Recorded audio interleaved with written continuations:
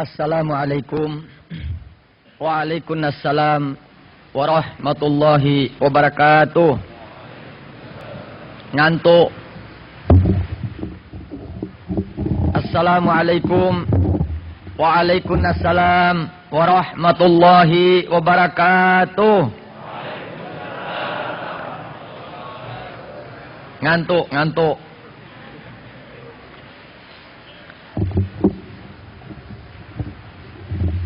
Assalamualaikum Waalaikumsalam warahmatullahi wabarakatuh. Alhamdulillah. Alhamdulillahilladzi ja'alana muslimin mu'minin ba'da an kanat fi murtatimatin fil jahalat. Allahumma fasalli wa sallim wa barik ala sayyidina Muhammad wasil mu'minin Muhammad ibn Abdullah wa ala alihi wa ashabihi wa man tabi'ahu wa salaka sunanahu naja min yaumina hadha ila yaumiddin, amma ba'd.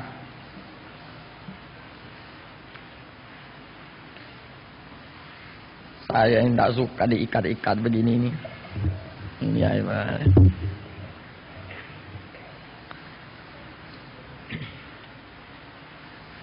syukur alhamdulillah. Saya mengucap kehadirat Allah Subhanahu wa taala di mana kita umat Islam tambah hari tambah giat menuntut dan mencari ilmu pengetahuan. Al-Habib Abdullah Al-Haddad berkata, "La yakunul insanu salihan illa bil ilmi." Tidak mungkin seseorang bisa menjadi orang yang soleh kecuali dengan ilmu pengetahuan.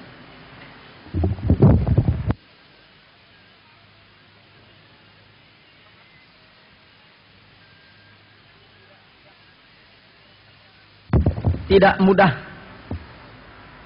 sulit untuk menciptakan dirinya menjadi orang yang soleh di sisi Allah Subhanahu wa taala. Justru itu kita sebagai umat Islam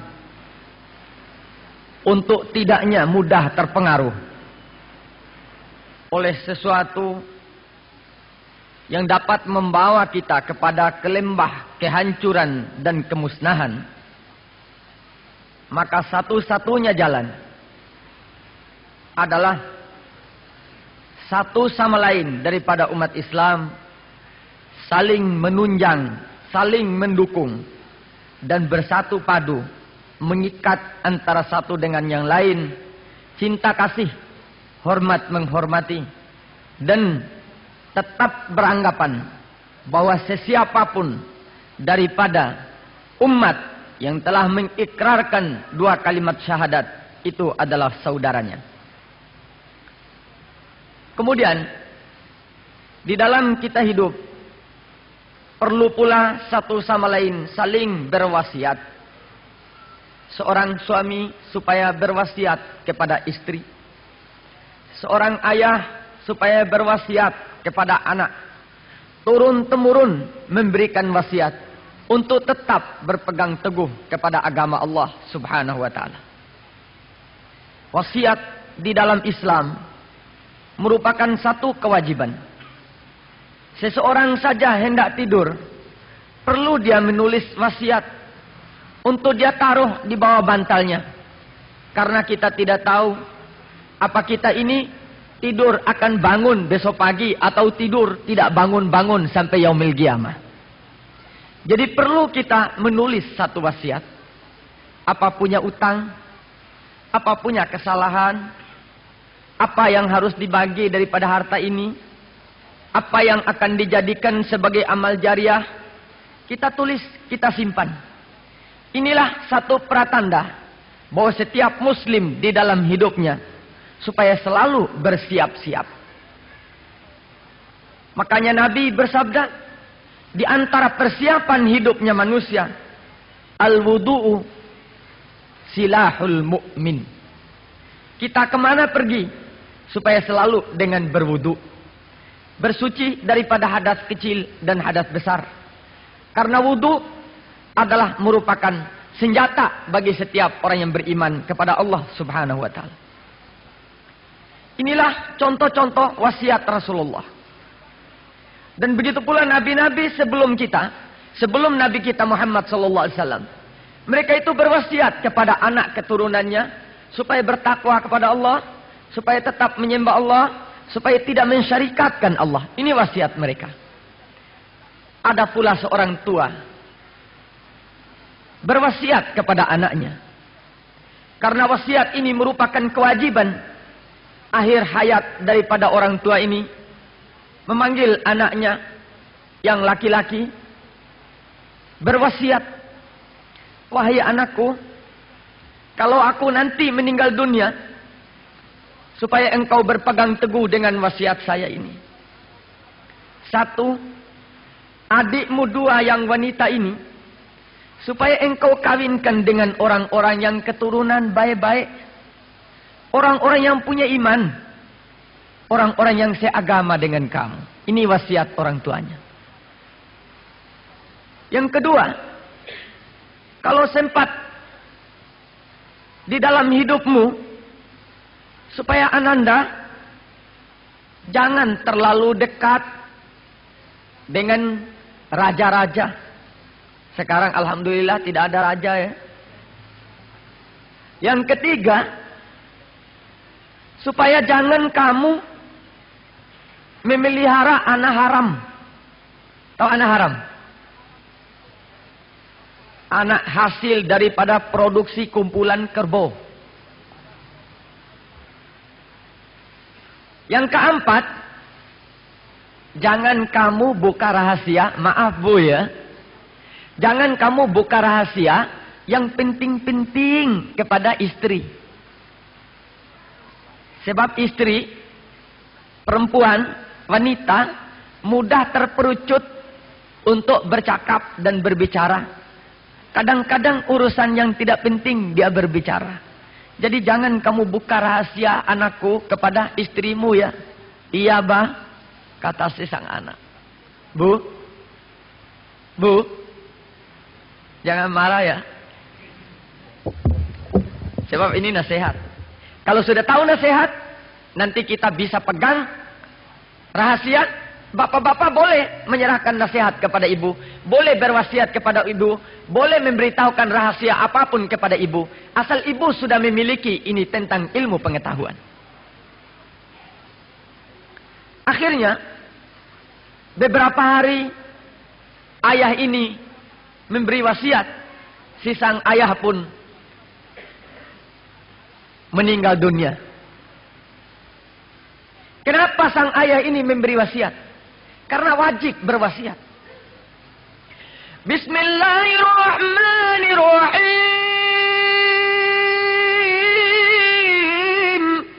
Kutiba alaikum idza hadara ahadakumul maut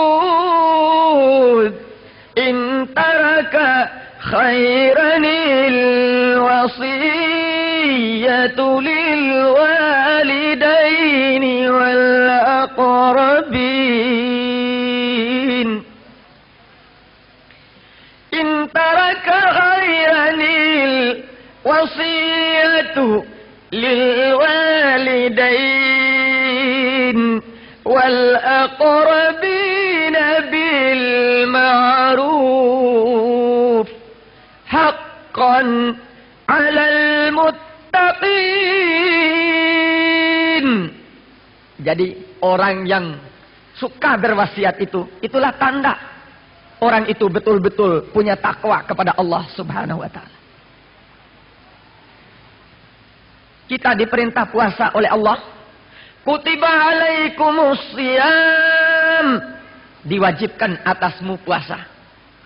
Kutiba alaikum idza hadara ahadakumul maut. Diwajibkan kepada kamu, kata Allah, kalau datang padamu mati.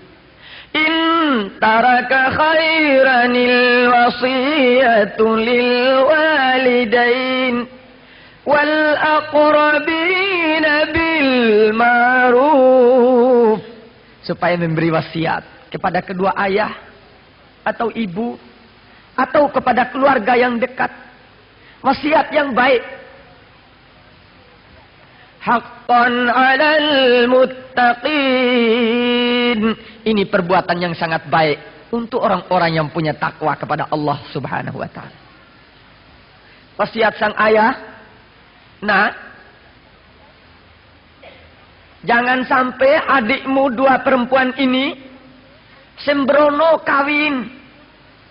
Sembrono kau terima orang yang kau tidak tahu asal usulnya dari mana. Orang yang kau tidak tahu bagaimana hidupnya di dalam dia beragama. Orang yang kau tidak tahu apa dari mana dia punya keturunan. Apa ini keturunan baik-baik atau keturunan yang tidak baik. Setelah abahnya meninggal, si anak yang menerima wasiat ini mulai berkata di dalam hati kecilnya, apa kira-kira tujuan daripada ayah memberi wasiat ini kepada saya?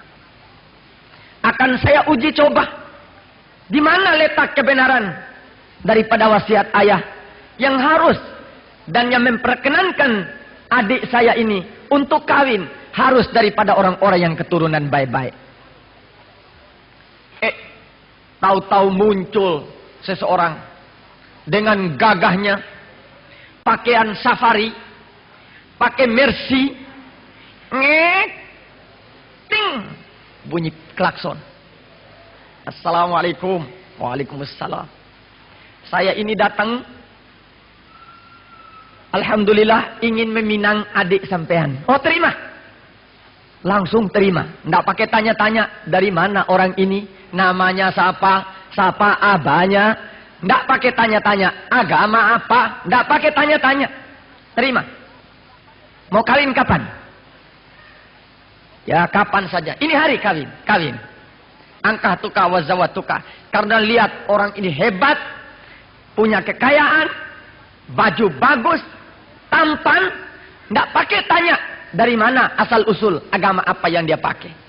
Angkah tuka wazawatuka ala ukhti fulana bimahar 50 ringgit. Perangkat kawin. Brrrr. Kemana? Tinggal di Cangrut. Tinggal satu lagi adik perempuan. Beberapa hari datang satu orang. Pakai sandal jepit. Bajunya robek-robek. Kopiah sudah 7 tahun tidak ganti-ganti. Baunya 2 kilo bisa kecium. Langsung datang. Assalamualaikum. Waalaikumsalam. Saya datang kalau diperkenankan untuk meminang adik sampean. Siapa nama kamu? Nama saya Soleh. Abamu? Muhammad. Apa pekerjaan abamu? Oh, saya punya abah takmir masjid. Nenekmu? Nenek saya kiai. Kau punya kakek? Wah, kakek saya wali Allah. Terus ke atas, terus orang baik-baik, alhamdulillah. Baik, saya kawinkan kamu. Yang satu tadi tidak ditanya, yang satu ini perlu dia tanya. Untuk menimbang dan untuk dia mengetahui apa tujuan daripada ayah memberikan wasiat supaya adiknya dikawinkan dengan orang baik-baik. Sudah kawin berangkat, yang satu pergi ke Cangrut, yang satu pergi dekat Johor sana. Kemudian dia cari akal untuk menjadi temannya raja. Habis-habisan dia korbankan uang. Mula-mula jadi tukang sapu. Dia berbuat sebaik-baiknya. Dilihat oleh raja, hebat ini orang, dinaikkan ke atas rumah. Menjadi kepala rumah tangga yang bebas keluar masuk di dalam istana. Dia melihat di dalam istana itu ada seekor kijang. Kijang. Orang di sini bilang kijang. Menjangan. Kijang. Menjangan. Kijang. Raja sangat cinta dengan kijang ini. Karena kijang ini, kalau raja panggil, kijang, datang itu sang kijang. Duduk di depan raja. Diperintah untuk pergi, dia pergi. Sampai di tanduknya dibungkuskan emas oleh sang raja dari cintanya kepada sang kijang. Dia mulai berbalik hati. Rupanya sang raja yang paling dia cinta adalah si kijang ini. Nanti satu kali waktu saya akan curi kijang ini. Beberapa hari dia di dalam istana. Dia ambil ini kijang, dia bawa. Dia curi di tengah malam. Dia masukkan di dalam gudang. Dia pun pergi ke istana. Pagi hari heboh di istana. Raja mengamuk karena hilang kijang.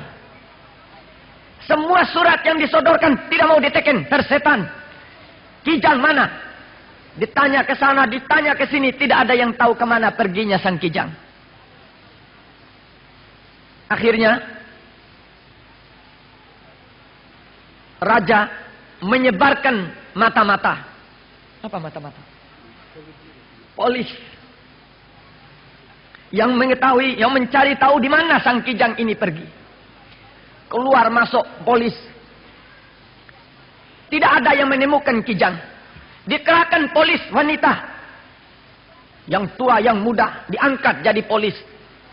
Berangkat masuk ke sana, masuk kemari, naik turun rumah. Tidak ada ketemu sang kijang.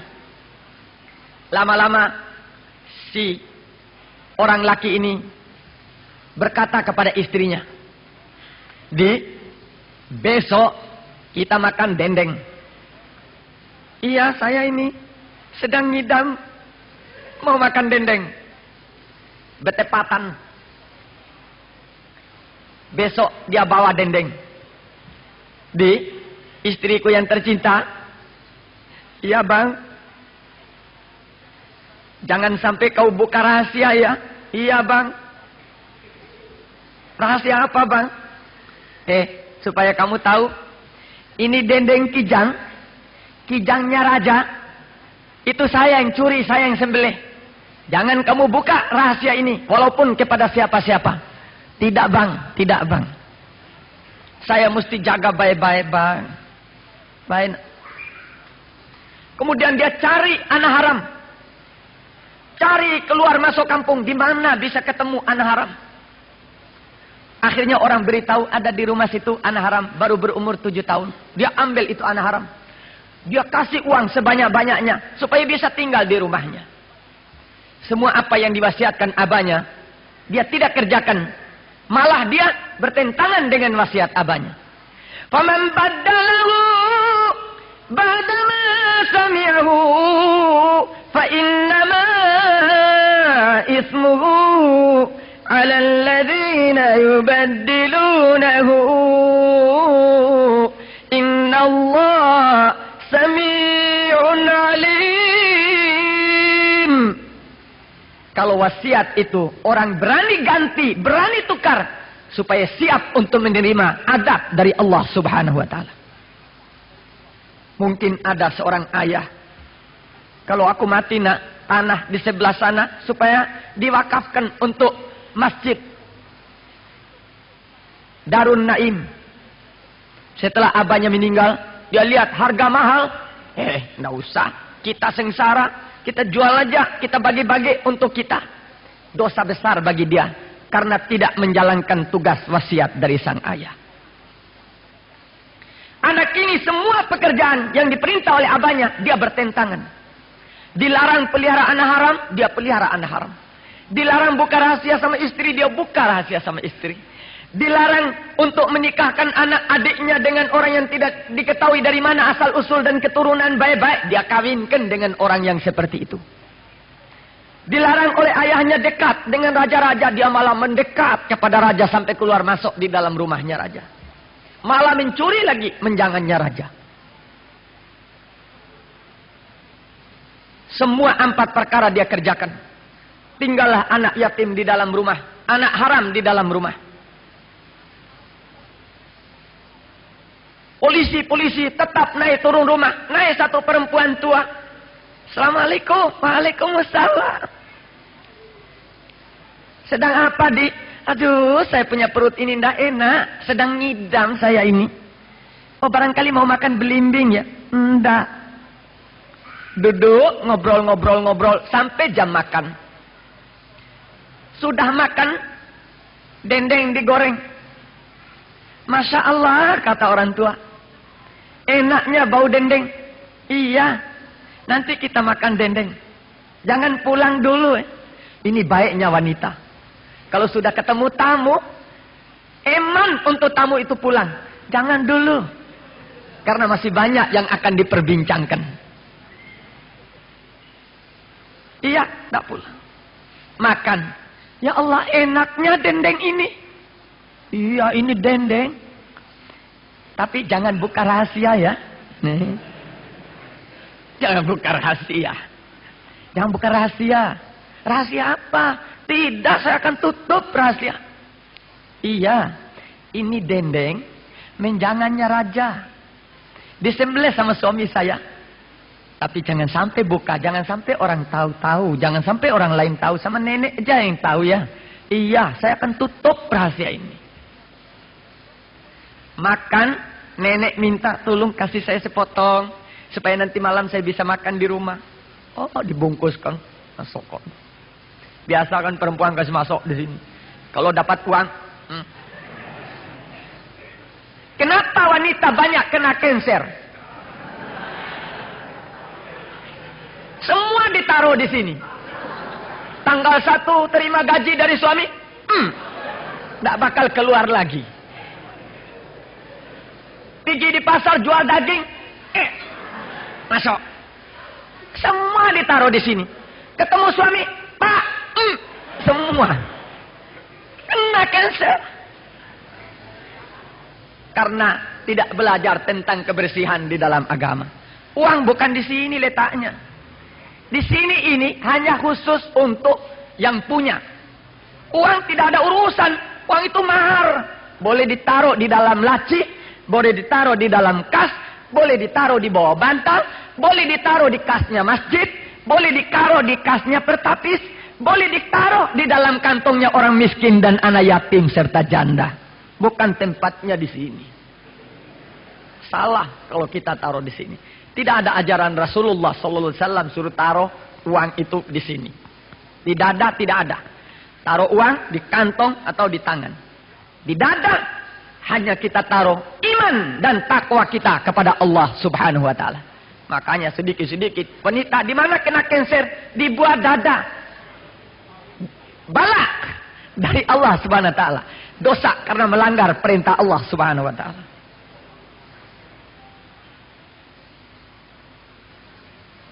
Dibawa berangkat, dendeng ditaruh di sini. Aduh, Tuan Raja, kenapa? Ini dendeng. Kok keluar dari sini dendeng?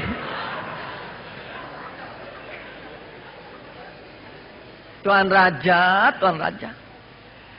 Yang curi menjangan Tuan Raja ini adalah kepala rumah tangga di sini.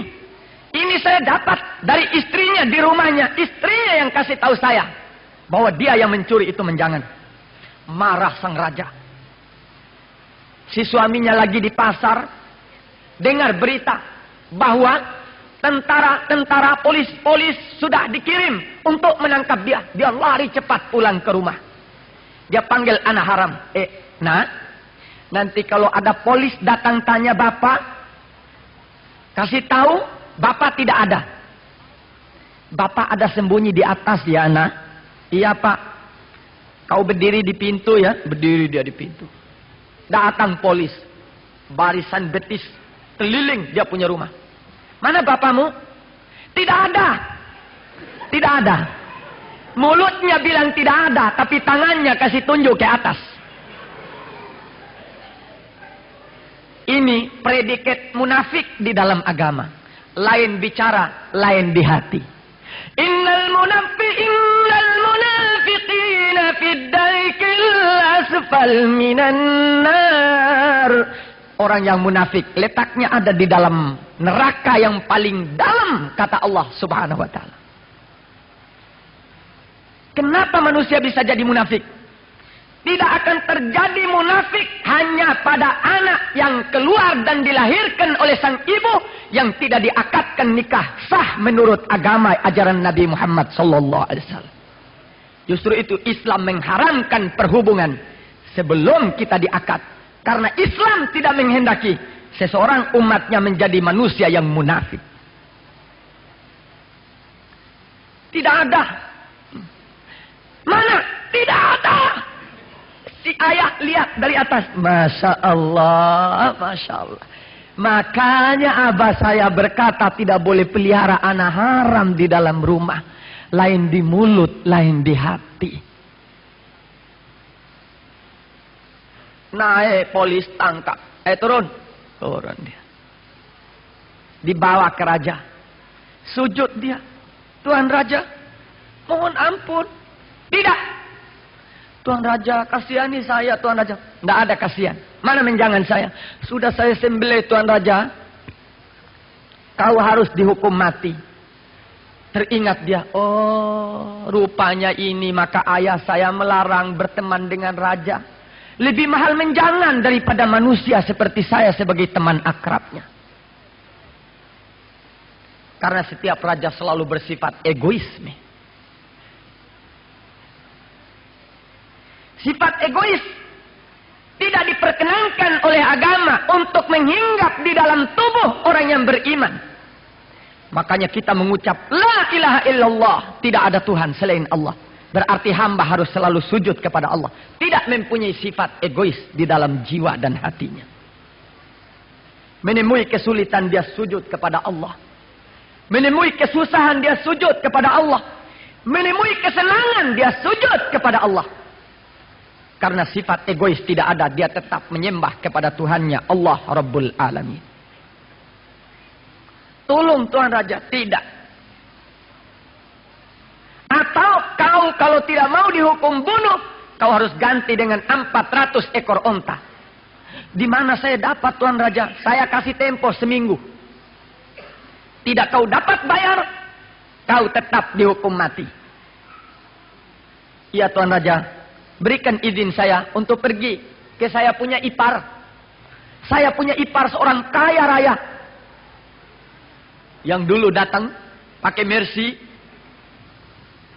yang safari, yang langsung dikawinkan tidak ditanya-tanya dari mana keturunan dan asal usulnya. Berangkat dia. Dia bikin lagi dirinya. Pakai kopiah miring-miring lagi. Miring. Kantongan terigu dipikulnya. Sandal sebelah lain warna. Yang satu warna lain. Sarung pelekat. Assalamualaikum dari jauh. Wah. Si Abu Tajir ini sedang duduk dengan kursi malasnya. Begoyang-begoyang dia. Hah? Siapa ini? Saya iparmu. Oh, ipar? Jangan-jangan. Tunggu di situ. Betul apa enggak ini? Sudah lupa dia. Dia kawin dengan adiknya. Itu saudaramu. Iya, saudara saya. Ada apa datang begini model ini? Saya ini mencuri, menjangan. Tidak boleh masuk. Nanti mencuri lagi di dalam kita punya rumah. Habis TV-TV kita dia curi.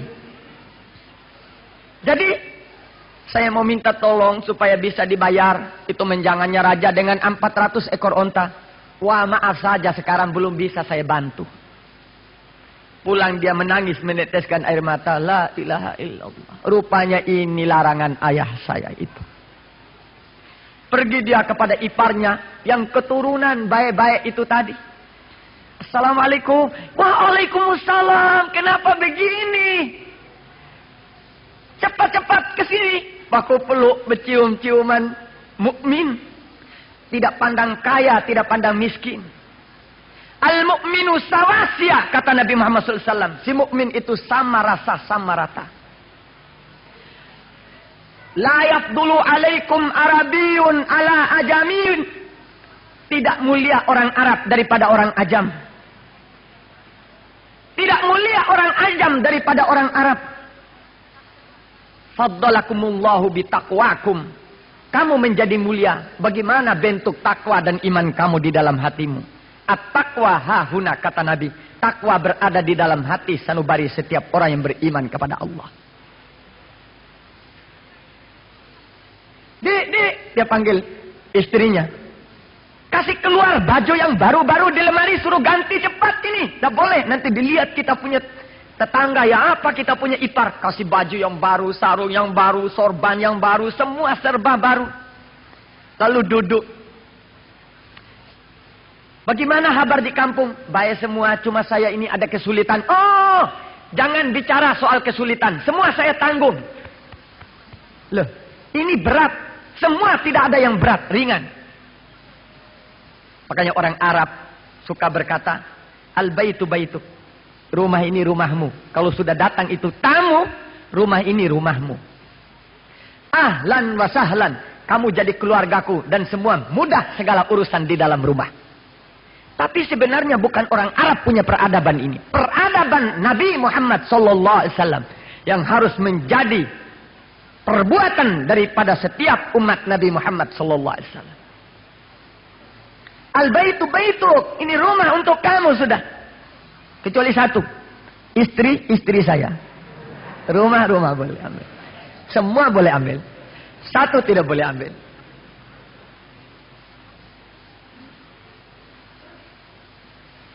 Tidak usah bicara soal kesulitan. Semua saya tanggung. Kamu punya tanggungan saya 3 hari untuk menjadi tamu. Nanti setelah 3 hari baru kau perbincangkan, baru kau cerita urusan kesulitan. Sekarang saya senang kamu datang menjadi tamunya saya. Cerita-cerita, makan enak, tidur enak di rumah itu sampai 3 hari. Sedang enak-enak makan.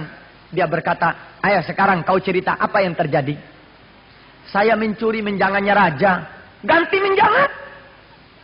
Waduh, raja sudah jatuhkan hukuman. Kalau saya tidak bisa bayar dengan 400 ekor onta, saya akan dihukum bunuh. Jangan kamu dihukum bunuh, biar saya gantinya. Ipar, karena orang keturunan baik-baik, orang yang punya iman dan orang yang soleh kepada Allah Subhanahu Wa Taala. Pernah terjadi di zaman Nabi Sallallahu Alaihi Wasallam. Seorang sahabat yang bernama Zaid bin Harithah. Di zaman Khalifah Sayyidina Umar bin Khattab. Ada seorang mau pergi ke Madinah. Sampai di Madinah terjadi perkelahian dengan orang Madinah. Dibunuhnya orang Madinah itu. Di mana di dalam Islam, an-nafsu bin nafsi, wal ainu bil aini, wal udhuna bil udhuni, wal juruha qisas. Hukum di dalam Islam, kalau membunuh orang, hukumnya mati. Kalau kasih rusak matanya orang, matanya dicungkil. Kalau potong kupingnya orang, kupingmu mesti dipotong. Kalau kasih luka orang, mesti kau dikasih luka. Begitu adil hukum di dalam Islam. Kecuali kalau kita ngintip kamarnya orang, lalu orang di dalam cucuk kita punya mata, tidak ada hukuman. Karena kita salah mencari tahu urusan orang lain. Makanya tidak boleh mengintip-ngintip orang, tidak boleh. Apa melihat pekerjaan orang salah? Tidak boleh. Tidak boleh. Kalau kita lihat orang itu salah, kita datang pelan-pelan. Perbaiki dia dengan sebaik-baiknya kata. Dengan hikmah dan kebijaksanaan. Tadi saya ada satu cerita lucu sekali. Waktu saya memberikan keterangan cara-cara berdakwah. Allah Ta'ala memberikan pedoman bagi setiap muslim. Di dalam menyampaikan ajaran Allah. Bismillahirrahmanirrahim. Udu'u ila sabili rabbika bil hikmati wal maw'izatil hasanah wajadilhum billati hiya ahsan. Ini pedoman dari Allah. Kalau kau mau mengajak orang untuk pergi berjalan kepada jalan Allah, supaya kau mengucap dengan kalimat yang penuh hikmah, dengan kata-kata nasihat yang bagus, mau'izah hasanah. Kalau kamu pun ditantang, atau kamu dianggap salah, jangan kamu bermujadalah dengan dia. Tetapi berbicaralah dengan pembicaraan yang lemah lembut. Insya Allah akan menjadi baiklah di dalam kehidupan kita. Mau dengar cerita? Mau? Cerita. Habib Segaf suka cerita. Cerita inilah dakwah itu. Nabi kan cerita kalau dakwah itu.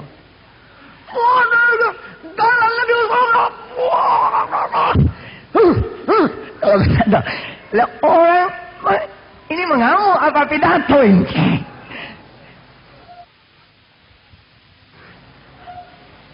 Yang tadi maunya kita mengerjakan apa yang diucapkan, sampai matanya keluar. Katanya Nabi kalau pidato sampai keluar urat lehernya. Enggak begitu, Nabi tidak pernah keluar dia punya urat leher. Jadi jelek itu Nabi Muhammad SAW. Nabi Muhammad tidak pernah kelihatan rusak di dalam predikat hidupnya. Tidak pernah dilihat kesalahan di dalam hidupnya. Nabi kalau pidato seperti komando di dalam peperangan. Siapa yang berkata demikian itu? Wa ma yantiqu 'anil hawa in huwa illa wahyuha. Tidak pernah berbicara mengikuti nafsu, selalu lemah lembut di dalam pembicaraan dan ucapannya. Kecuali kalau orang menentang agamanya, melanggar hukum di dalam Islam, tidak mengindahkan ajaran Rasulullah SAW, baru Rasulullah marah. Tapi marahnya Rasulullah seperti ketawanya kita ini. Senyum Nabi itu kalau marah. Nikmat untuk dilihat. Sampai orang yang tahu mau dimarah itu taat dan tunduk kepada perintah Nabi Muhammad SAW. Lah ini pidato. Assalamualaikum warahmatullahi wabarakatuh. Ada lagi. Sarung ini diangkat-angkat. Lah mau berkelahi sama siapa? Orang sudah datang duduk-duduk niat i'tikaf di dalam masjid dengan senangnya kalau bisa untuk diamalkan apa daripada nasihat. Tapi tahu-tahu ketemu. Dah. Kapan baru kita ini bisa mentauladani Rasulullah SAW?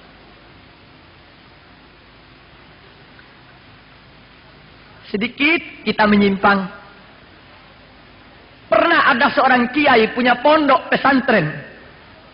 Mengajar di dalam pondok ini ingin menelurkan ulama-ulama dan mubalighin serta mubalighat. Sehingga setiap tahun tidak sedikit yang keluar menjadi mubaligh. Dikirim ke kampung sana, dikirim ke Singapura, dikirim ke Jakarta, dikirim ke Eropa, dikirim ke negeri Cina. Semua keluar menjadi mubaligh yang bagus-bagus. Setiap tahun dikirim mubaligh. Ada satu anak sudah lama belajar, tapi tidak dikirim-kirim juga oleh sang kiai. Sehingga dia datang. Assalamualaikum yai, saya ini sudah lama belajar. Saya sudah bisa ilmu nahwu, ilmu sorof, badik, mantik, ma'ani, bayan, tafsir, ilmu hadis, usulul fiqih, usuluddin. Semua ilmu sudah lengkap saya ini. Kirim saya juga. Kata sang kiai, belum waktunya kamu ini untuk menjadi mubaligh, nak. Masih kurang ilmu kamu. Tidak kiai, sudah cukup. Terpaksa sang kiai mengirim dia. Ya sudahlah, tidak apa-apa. Kamu pergi pidato di kampung fulan. Berangkat dia. Siap sudah ini, hafal hadis. Di tengah jalan, gala Nabi sallallahu alaihi wasallam sambil jalan. Ayat nanti saya mau bicara soal taubat. Berangkat dia. Sampai di satu tempat, belum lagi sampai di negeri yang dia tuju untuk dia menyampaikan agama. Pas hari Jumat.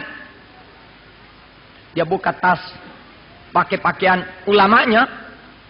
Sorban, gamis, jubah, imamah. Masuk dia di dalam masjid. Duduk dia paling depan. Karena mengharap kepingin jadi mubaligh. Mesti ini hari saya ditunjuk untuk menjadi khatib. Duduk dia. Masuk orang penuh semua di dalam masjid. Dia tidak ditunjuk jadi khatib. Ada khatib biasa sudah, orang tua di situ yang jadi khatib. Naik orang tua. Assalamualaikum warahmatullahi wabarakatuh. Gigi nggak ada. Suara tidak fasih lagi. Imam Syafi'i karena jatuh gigi, dia pasang gigi emas. Sebab kalau tidak ada gigi, berbahaya kita membaca, tidak bisa fasih. Sod tidak bisa keluar, sod. Zal, keluar dia punya lidah, nerobos semua, hilang segala huruf, bakal tidak benar. Makanya orang kalau tidak punya gigi tidak boleh jadi imam, haram hukumnya, karena tidak fasih, tidak betul makhraj huruf yang dia keluarkan. Suruh masuk yang muda-muda, yang masih ganteng-ganteng, yang gagah-gagah, yang fasih dia punya baca, yang alim masuk. Dah, siap. Allahu Akbar. Enak untuk didengar. Tapi tidak, ini ulama dari dulu ini, tetap ini satu tok. Yang lain-lain tidak mau belajar. Gerang dia di dalam hatinya. Kurang ajar, saya sudah siap-siap untuk pidato, saya tidak disuruh. Mana pidatonya kiai ini, nggak Quran keluar makhraj, ayat tidak benar keluarnya. Nanti kamu. Masa orang model begini suruh jadi khotib? Turun jadi imam, dia mau jadi imam, ditolak sama orang. Tidak, imam ini yang jadi imam. Karena sunat, kalau khotib yang baca khutbah, dia yang menjadi imam. Itu sunat hukumnya. Al-muwalat, syarat daripada Jumat. Si khotib yang jadi imam. Masuk si imam ini. Allahu Akbar. Bismillahirrahmanirrahim. Saya pernah masuk di satu desa. Ya, saya pakaian begini, tidak disuruh juga jadi imam. Khotibnya ini ditutup pakai kain hijau. Jadi dia bicara di dalam kain itu. Saya bilang, di mana khotibnya ini? Tahu-tahu sembunyi di dalam kain. Di Jawa Tengah. Nanti satu kali waktu Bapak pergi sana, ketemu khotib itu di dalam kain. Kita tidak lihat bagaimana model orangnya. Hanya suara yang keluar kita dengar. Tahu-tahu keluar dia jadi imam. Sampai kepada ghairil maghdubi. Ghairil maghdubi alaihim. La ilaha illallah. Orang Jawa tidak bisa mengucap ghairi itu. Ghairi. Susah saya. Ya apa ya? Mau saya batalkan sembahyang? Nanti bagaimana jadinya makmum? Ya diteruskan saja. Karena kita diperintah. Wajadilhum billati ahsan. Di dalam segala kehidupan. Supaya tunjukkan perbuatan yang baik. Jangan melihat kesalahan orang. Selesai sembahyang, kita berdiri sembahyang zuhur. Sembahyang 4 rakaat. Datang orang bertanya, kenapa Habib sembahyang lagi 4 rakaat? Oh, saya jamak takdim. Supaya dia tidak salah paham tentang perbuatan kita. Tapi si anak muda ini rupanya tidak tahan nafsu. Selesai imam, salam, assalamualaikum warahmatullahi wabarakatuh. Berdiri dia. Mik diambil. Assalamualaikum warahmatullahi wabarakatuh. Waalaikumsalam semua orang. Saudara-saudara, batal Jumat kita. Belum apa-apa sudah batal Jumat. Imam ini tidak sah. Khatib tidak sah. Makhraj huruf tidak benar. Kita mesti sembahyang zuhur lagi. Sekian. Waalaikumsalam. Berdiri sang imam. Assalamualaikum warahmatullahi wabarakatuh.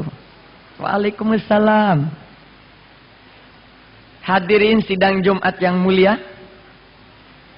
Sudah berapa tahun saya jadi imam di masjid ini? Ada muridnya yang cinta sama kiai. 10 tahun yai. 10 tahun. Apa tidak ada ulama-ulama besar yang datang sembahyang di sini? Banyak yai. Timbul lagi 2 orang. Banyak. Apa pernah dengar ulama-ulama besar itu? Dan ulama-ulama yang tua-tua itu berkata, saya ini salah, wahai murid-muridku. Tidak ada. Tambah banyak suara. Kok begitu kurang ajar?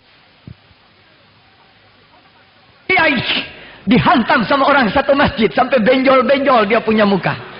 Karena salah tingkah di dalam menjalankan dakwah kepada Allah subhanahu wa ta'ala.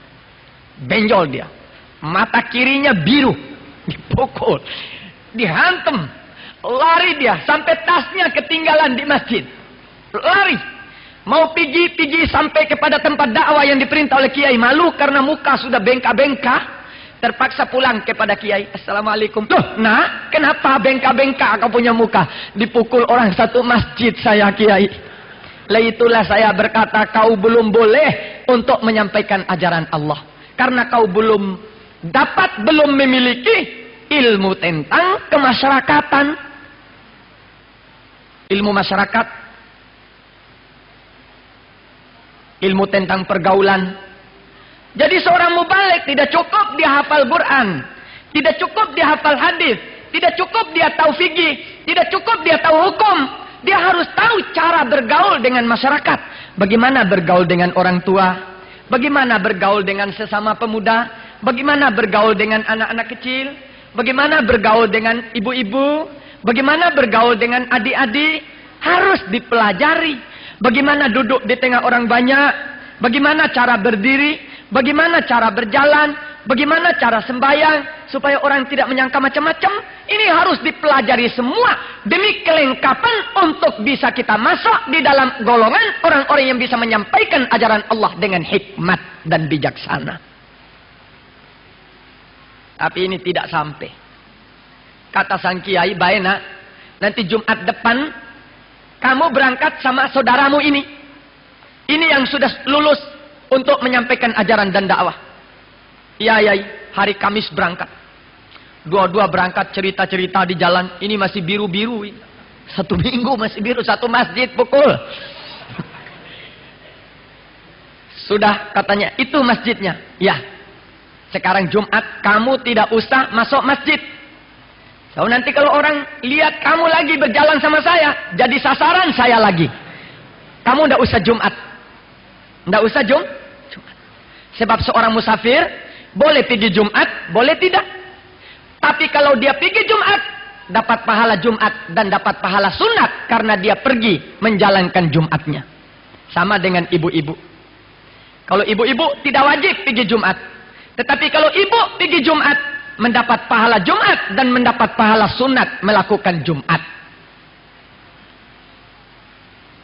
Makanya bapak-bapak, supaya kasih kesempatan ibu-ibu ini pergi Jumat. Bapak-bapak takmir masjid, kasih tempat supaya ibu-ibu ini ada tempat untuk dia juga sembahyang Jumat. Karena ibu-ibu kalau sembahyang Jumat, pahalanya dobel 2. 1 dapat pahala Jumat, 1 dapat pahala sunat pergi Jumat.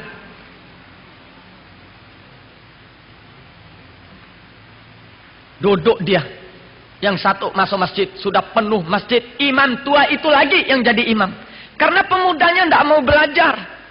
Repot sama bicycle-nya. Sama mobilnya. Tidak mau belajar. Di kampung itu.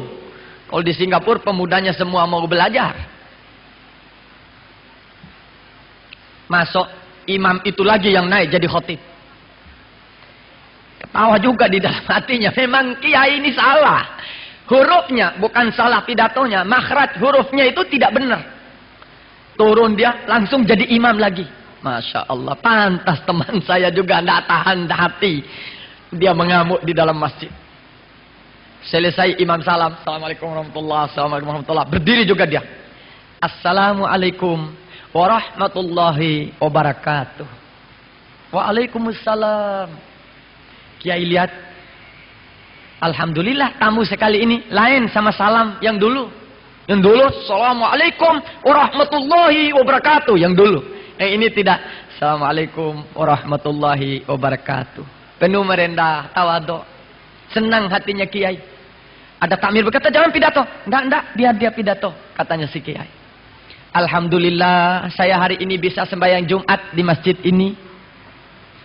Kebetulan lagi ketemu satu kiai besar, Al-Allamah Al-Fadil ini, yang jadi khatib, yang jadi imam. Terbuka hati saya, seperti disiram dengan es dinginnya hati saya, mendengar nasihat kiai besar ini. Murid-murid yang cinta sama kiai, Masya Allah, kalau begitu kiai kita ini betul-betul alim besar ya. Syukur ya Allah. Mudah-mudahan saya ini banyak punya dosa. Barakat kiai ini bisa terhapus dosa saya. Saya minta doa sama kiai supaya saya bisa menjadi anak yang soleh. Tapi saya betul-betul niat ikhlas. Tidak mau keluar dari masjid ini kalau tidak dapat barakat dari sang kiai.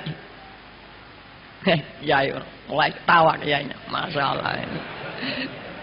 Kan orang kalau dipuji itu senang. Kalau dicaci mana mau manusia. Hanya Nabi Muhammad kalau dicaci dia senyum.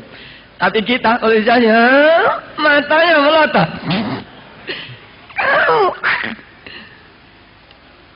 Apalagi kalau istrinya marah. Kamu sudah saya bayar 50 ringgit mau kurang ajar sama saya. Yang diperbincangkan 50 ringgit wong tu bayar akad nikah itu menjadi persoalan di dalam perkelahian di dalam rumah tangga. La haula wala quwata. Saya tidak mau keluar dari masjid ini kecuali saya bawa barakat dari kiai. Karena saya yakin kalau saya bawa barakat dari kiai saya akan selamat dari dunia sampai di akhirat. Murid-muridnya betul, kiai kita ini ulama besar, wali Allah. Wali ini saudara-saudara, Qutb Al-Fadil ini. Ya nak, alhamdulillah. Saya tidak pernah meninggalkan tahajud. Mulai ini kiai. Kiai tolong kiai, kasihkan saya ajimat. Waduh, lupa bawa pulpen saya nak. Saya tidak mau tulisannya. Saya minta satu helai janggutnya kiai. Yakin dengan janggut ini saya selamat dari dunia sampai di akhirat.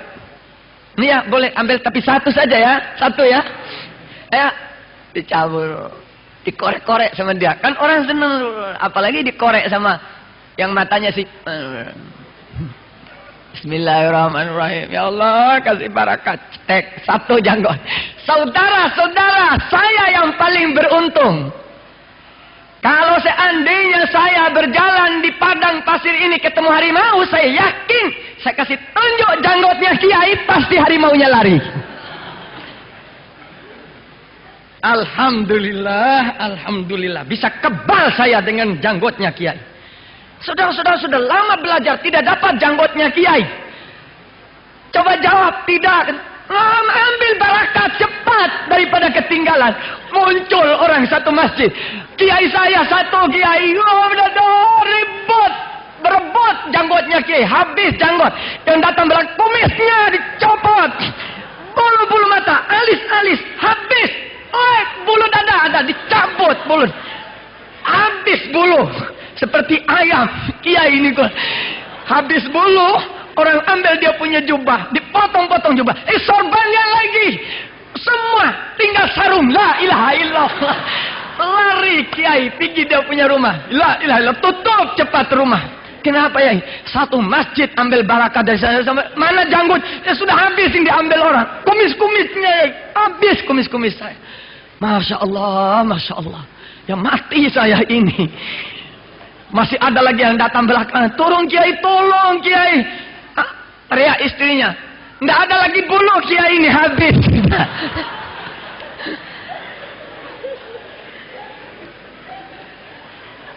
6 bulan tidak turun-turun, tunggu tumbuhnya bulu mata.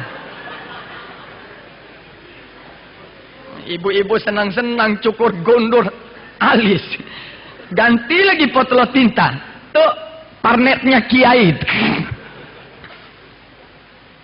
Tidak turun 6 bulan, tidak ada yang jadi khotib. Anak itu diambil sama temannya. Sekarang kau jadi mengajar di masjid ini. Dengan hikmah dan kebijaksanaan. Anak ini jadi imam, jadi khotib. Sampai 6 bulan. Sehingga orang-orang jadi taat kepada dia. Kiai, sudah tak mau turun lagi dari rumah. Sampai dia mati tidak mau turun. Takut dicabut lagi dia punya janggut dan bulu-bulu. Jadi kita harus bisa dan pandai berjalan pada jalan hikmah dan mau'idah hasanah. Baru kita disenangi orang. Tinggal di flat bersama-sama dengan hikmah. Tinggal di dalam kampung bersama-sama dengan kebijaksanaan. Masuk di dalam masjid penuh hikmah. Lihat teman salah, bisik di kupingnya. Ini salah kalau begini-begini. Yang betul sebenarnya begini. Dikasih nasihat yang baik. Begitulah si pemuda itu. Setelah dia beritahu iparnya harus bayar 400 ekor onta. Dia berkata, gampang, saya tanggung 400 ekor onta. Padahal 1 ekor onta tidak punya dia. Dia bakar api. Dulu kan tidak ada telegram, tidak ada pos. Kalau orang itu bakar api besar-besar, orang-orang di sekitar ini datang. Berarti ada berita yang mengerikan atau yang menyedihkan. Datang kepala kampung sana, dermawan dari sana datang, keluarga dari sana datang, semua berkumpul. Lalu ipar ini berpidato, Assalamualaikum warahmatullahi wabarakatuh. Saudara-saudara, ada saudara ipar saya ini datang, dia sempat mencuri menjangannya raja, dia harus bayar 400 ekor onta untuk fidyah, untuk sebagai balas ganti daripada perbuatan kesalahannya itu. Kata kepala kampung satu, saya 100 ekor onta. Kata satu dermawan, saya 200 ekor onta. Yang datang lagi satu, saya 50 ekor onta. Sampai dapat 800 ekor onta. Kalau masjid ini mau kasih lebar lagi, mau kasih lebar, nggak ada arti. Berapa yang hadir ini? 5.000? 5.000 yang hadir ini? Biaya berapa? 1 juta. Satu orang 100 ringgit. Kali 5.000 berapa? Setengah juta. Ini malam kalau satu orang kasih 100 ringgit untuk pembangunan penambahan masjid ini, 100 ringgit saja. Jadi setengah juta. Tinggal setengah juta, gampang urusan belakang. Jumat belakang lagi datang, satu orang 100 ringgit, 5.000 orang masuk, 1 juta jumlah. Selesai bangun itu masjid. Asal kita mau, asal kita berkehendak, asal kita berkeinginan untuk memetik pahala dan ganjaran di alam akhirat. Karena ini menjadi amal jariah bagi kita. Sampai kiamat tetap kita dapat itu saluran pahala dan ganjaran diberikan oleh Allah Subhanahu wa taala. Tidak ada mahal. Beli surga cuma 100 ringgit. Coba beli tanah 1 feet, apa ketemu harga 100 ringgit? Tidak bakal ketemu di Singapura sini. Beli surga 100 ringgit. Dari murahnya Allah Subhanahu wa taala bagi orang yang mau. Wajahidu fi sabilillah bi amwalikum wa anfusikum dzalikum khairul lakum. Berjihadlah kau di jalan Allah dengan jiwamu. Dulu perlu perang. Kalau kita sudah merdeka seperti ini, tinggal kita menjaga. Bi amwalikum. Sekarang dengan harta, kita bangun masjid yang indah. Kita bangun sekolah yang bagus. Kita bentuk organisasi-organisasi Islam yang kuat. Sehingga tidak mudah mereka itu dipengaruhi oleh orang-orang lain. Mereka dengan melihat kehebatan Islam, persatuan umat Islam, timbul kekuatan iman di dalam hatinya. Menegakkan kalimat la ilaha illallah Muhammadur Rasulullah. Dapat 800 ekor onta dia bawa. Kata iparnya, ndak usah bawa 800, 400 saja. Ndak, bawa semua. Ini rizkinya kamu. Begitu hati orang dulu. Bawa. Berangkat. 2 sama iparnya berangkat. Sampai di tempat raja, penuh onta. Di tengah jalan dia kasih tahu iparnya, menjangan itu tidak saya sembelih. Ada di gudang sana, diambil. Bawa ini menjangan. Raja lihat ini menjangan. Masih ada menjangan saya. Kamu tidak usah susah-susah ya. Karena kau sudah bawa ini menjangan. Lebih berharga menjangan daripada manusia. Tidak, Tuan Raja. Mulai hari ini saya minta untuk saya putus hubungan saya dengan Tuan Raja. Dan ambil ini menjangan. Dan saya upah lagi 800 ekor onta supaya kita tidak bergaul. Karena saya sudah terlanjur melanggar daripada wasiat ayah saya. Wasiat Rasulullah kepada kita. Inni usikum, kata Rasulullah, aku berwasiat kepadamu, anta'budullaha wa la tusyriku bihi syai'ah, supaya kau menyembah kepada Tuhanmu Allah. Jangan kamu mensyarikatkan Tuhanmu. Tuhanmu satu. La ilaha illallah Muhammadur Rasulullah. Pegang teguh kalimat ini, kata Rasulullah. Kalimat inilah yang dapat menyelamatkan kamu dari dunia sampai di akhirat.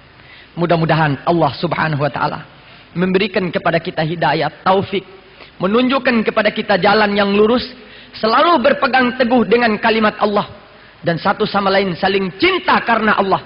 Cinta fillah, al-hubbu fillah, wal bughdu fillah menjadi bahan, menjadi alat, menjadi sumber untuk kehidupan kita. melihat temannya lemah, diberi kekuatan, melihat temannya kekurangan, ditambah supaya tidak kekurangan, melihat temannya miskin, dibantu supaya bisa hidup, melihat temannya tidak punya ilmu, diberi pelajaran supaya bisa punya ilmu, melihat ada guru, dibantu itu guru supaya bisa tetap menjalankan tugasnya untuk mengajar muridnya. Inilah kehidupan yang diajar oleh Nabi Muhammad sallallahu alaihi wasallam. Makanya dulu ada sampai sahabat, ketika orang itu membunuh